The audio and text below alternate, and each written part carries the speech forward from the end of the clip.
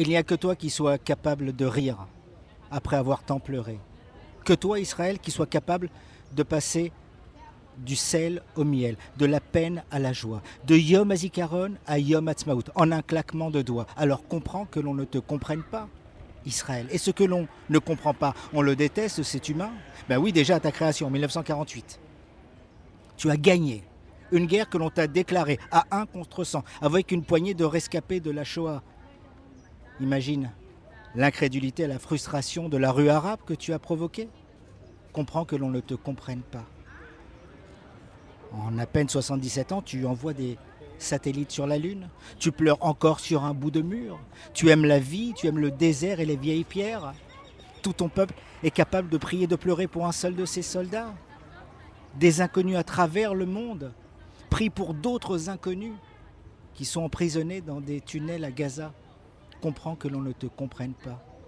À ta naissance, tu as intégré, oui intégré, la population arabe qui vivait sur place, ainsi que la population de 120 nationalités, autour d'une langue millénaire qui était morte, l'hébreu, pour être une référence mondiale de la science et de la technologie.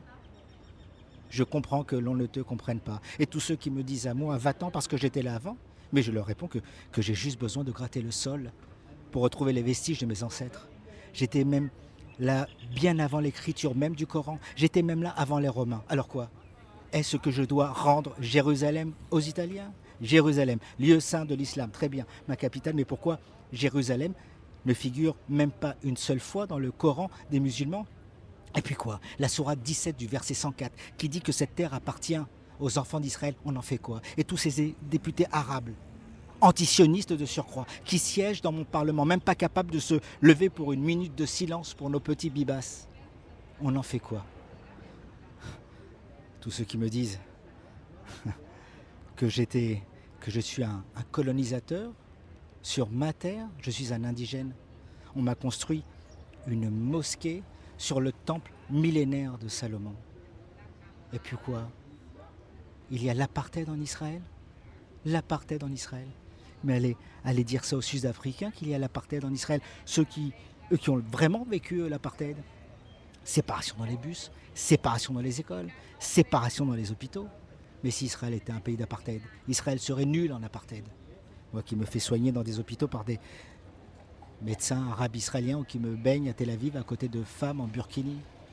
Alors oui, c'est sûr, on ne comprend pas Israël.